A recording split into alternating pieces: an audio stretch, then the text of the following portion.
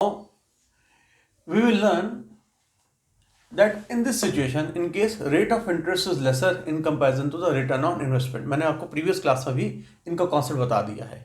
तो अगर rate of interest क्या है, कम है, और रिटर्न ऑन इन्वेस्टमेंट अगर कहीं ज़्यादा है, तो इस सिचुएशन में है ना, what I am saying that company will prefer to have more portion of डेब्ट in the capital structure of the company. In this situation company will prefer to have more portion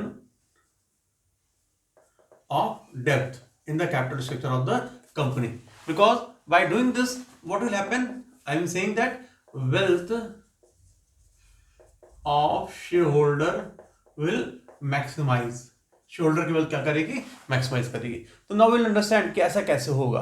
अपनी बात को समझाने के लिए मैं तुमसे 3 कंडीशन रखता हूं, ठीक है। अब देखो condition 1, condition 2 and I am writing over here the condition 3. What we are going to discuss, how by in this situation, how by increasing the portion of debt, the capital structure, the wealth of the shareholder will maximize or earning per share will increase.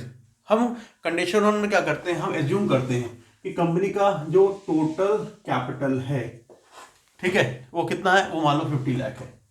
Condition 1 में वो 50 लाख है, मैं यहाँ पे लिखता हूँ condition 1, ठीक है। कंडीशन 1 में कितना, वो 50 लाख है, ठीक है। कंडीशन 2 में वो 50 लाख है, और कंडीशन 3 में वो क्या है, वो 50 लाख है, ठीक है। लेकिन यहां पे देखो क्या है, यहां पे इक्विटी कैपिटल, अब कैपिटल स्ट्रक्चर कहां से रेज करेंगे, इक्विटी से रेज करेंगे और डेब्ट से रेज करेंगे।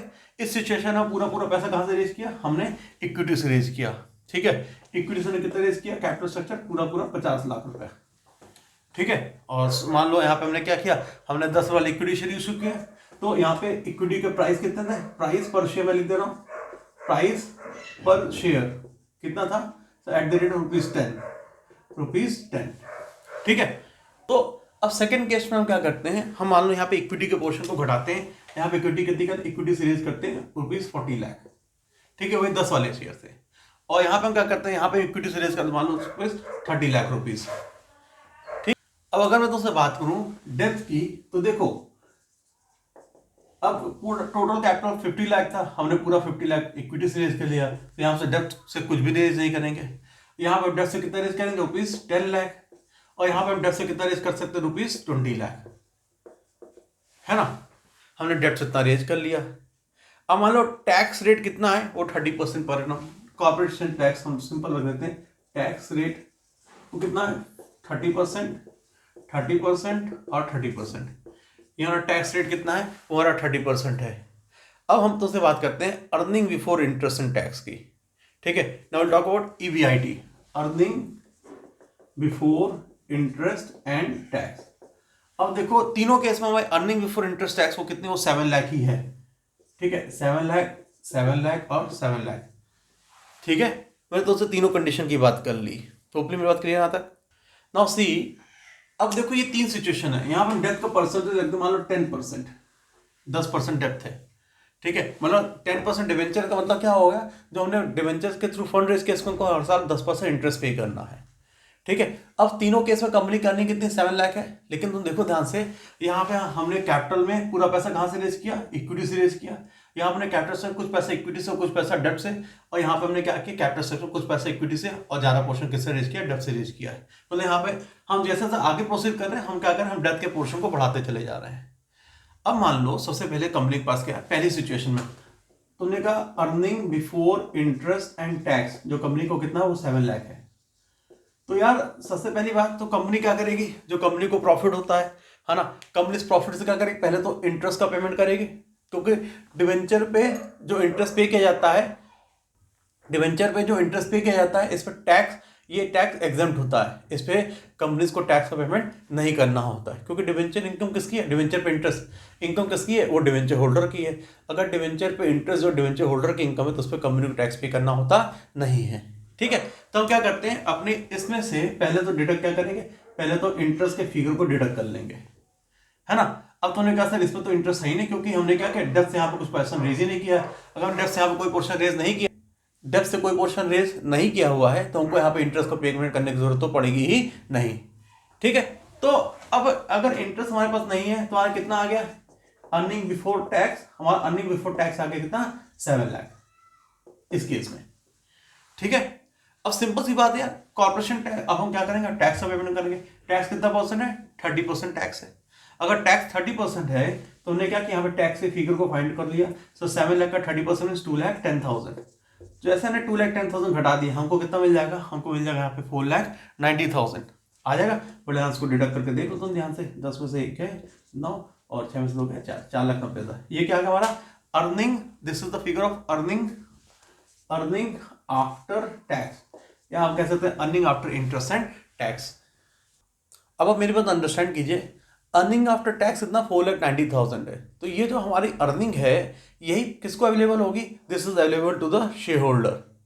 अब हमारे इक्विटी शेयर्स की एक शेयर की कीमत कितनी थी, 10 रुपए थी।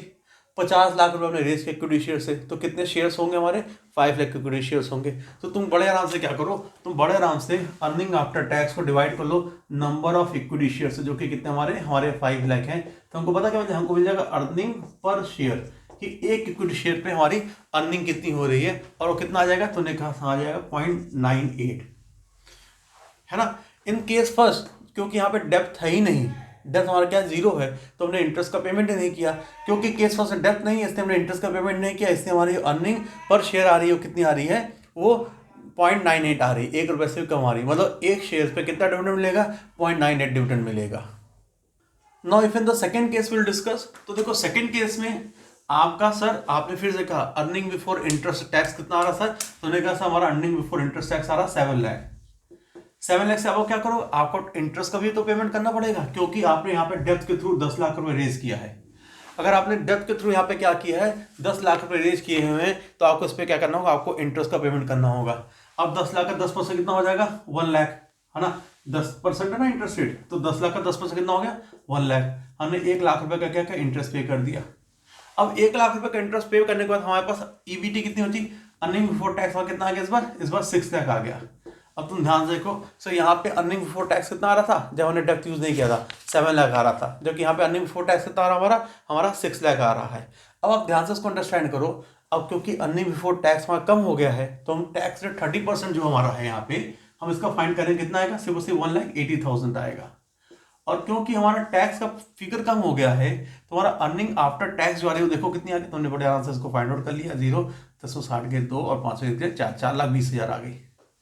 ठीक है, तो अर्निंग आफ्टर टैक्स जो वो कितनी आ गई, वो तुम्हारी 4,20,000 आ गई। अब लेकिन इस बार यार नंबर ऑफ इक्विटी शेयर्स कितने हैं, तुमने कहा इस बार तुमने 40 लाख रुपए रेज किया इक्विटी शेयर।